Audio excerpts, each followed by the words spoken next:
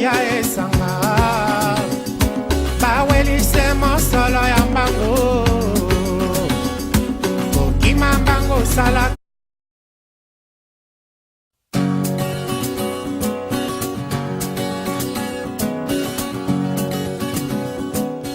Robinson, aujourd'hui, il y a de plus en plus d'entrepreneurs qui se plaignent un tout petit peu de la complexité, j'allais dire, des démarches administratives, etc., pour pouvoir décrocher un financement.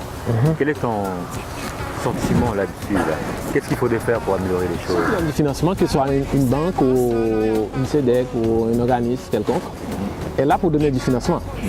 Donc si l'organisme ne donne pas de financement, il n'a pas joué son rôle. Donc c'est pas vrai que l'organisme ne veut pas donner des financements, c'est plus difficile.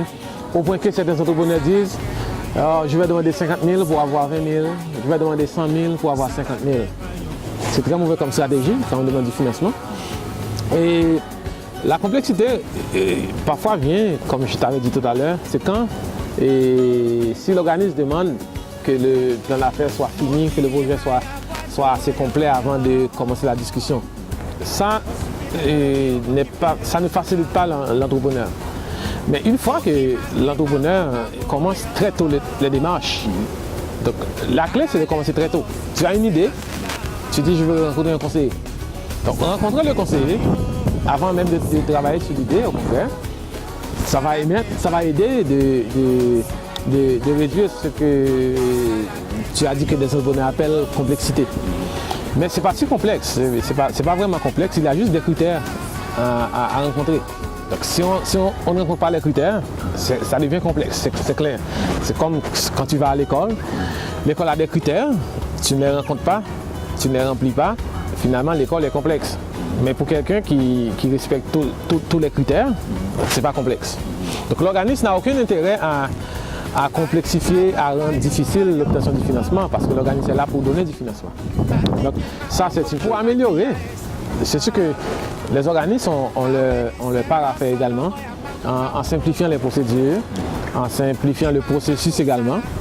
Et au lieu de demander tout en même temps, moi quand je sois des clients, nous à la CEDEC, ce que nous faisons, on dit au client, ok, amène-nous une partie dans ton projet. Pendant qu'on y travaille, lui, l'entrepreneur travaille de son côté aussi. On lui donne un feedback sur cette partie, après il revient avec une autre partie. Donc ça permet de sauver du temps. Donc, et à la fin, ça nous permet de sauver plusieurs semaines dans l'obtention du financement. Mais il faut savoir aussi, il faut l'avouer, dans certains cas, ce ne sont pas tous les projets qui sont finançables. On ne peut pas financer tous les projets. Nous ne pouvons pas dire oui à tout le monde, malheureusement. Ou heureusement aussi, c'est selon le cas. Mais on ne peut pas dire oui à tout le monde. Donc il faut parfois faire des choix. Il faut dire que ce projet-là est trop risqué, ce projet-là, selon nous, n'est pas rentable, n'est pas viable. Donc c'est sûr que cet entrepreneur va trouver que c'est complexe, c'est difficile. Mais pour un entrepreneur qui se met au travail vraiment, qui est réceptif, c'est quelques semaines pour avoir le financement chez nous. Est-ce que tu aurais, pour quelqu'un qui voudrait se lancer en affaires, ou une entreprise déjà existante qui est à la recherche d'un financement, est-ce qu'il y aurait une recette, même si je n'aime pas le mot, une recette magique entre guillemets à respecter? Si oui, laquelle? Ok. Alors, il n'y a pas de recette, comme tu l'as dit, mais il y a certainement des conseils. Moi, la première chose, je dirais à l'entrepreneur, c'est de croire en son projet, de croire en lui-même. Et parce que si tu ne crois pas en ton projet, tu ne peux pas demander à quelqu'un d'autre de le faire à ta place. Donc, toi, tu n'y crois pas, bon, moi non plus.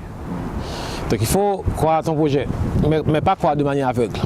Juste pour dire que c'est mon projet, ça va marcher, et tout le Québec va acheter mon produit, toute l'Amérique du Nord va acheter mes services. Si c'est vrai, tant mieux, ça peut arriver aussi, c'est pas impossible, mais c'est tellement rare. Donc c'est la première chose. Deuxièmement, il faudrait que l'entrepreneur soit réaliste. Réaliste en fonction du marché, en fonction des moyens que tu as aussi.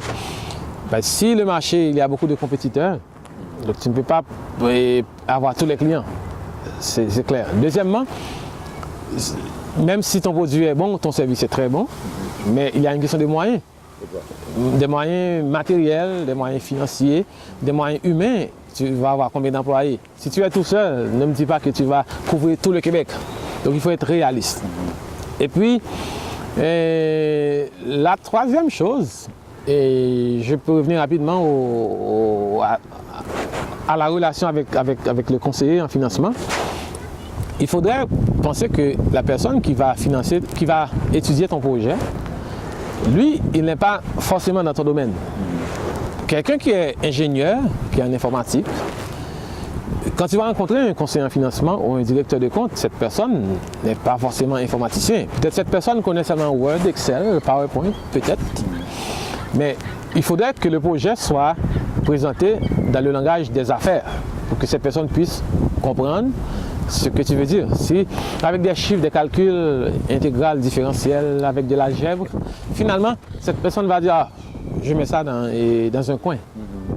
C'est important aussi comme critère d'évaluation parce que si tu n'es pas capable d'expliquer ton idée, ton projet au banquier ou au conseiller, comment pourras-tu l'expliquer à des clients? Exact. Parce que tes clients ne sont pas forcément dans ton domaine non plus.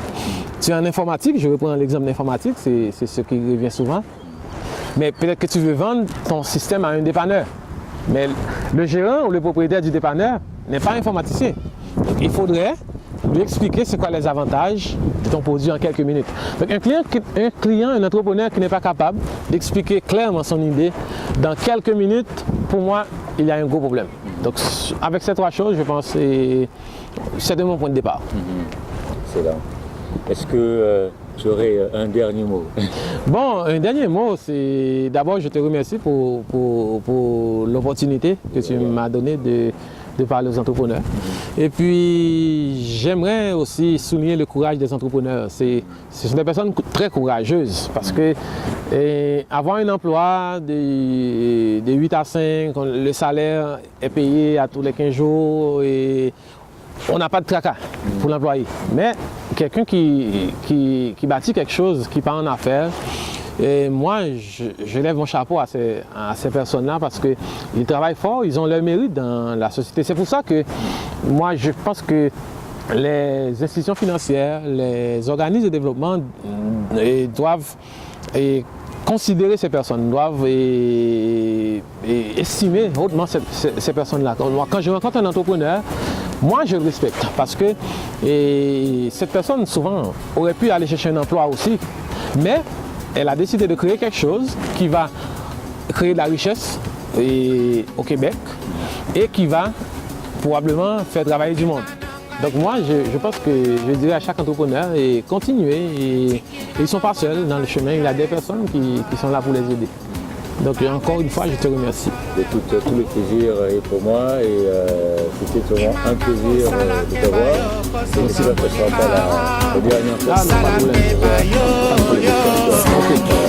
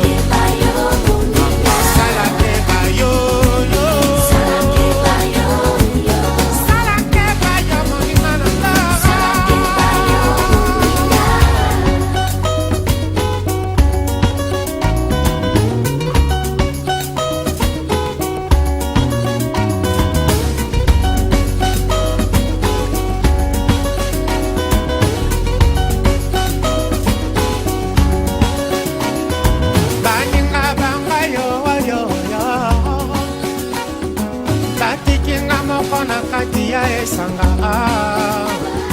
kawelise mosolo oya mbango mbango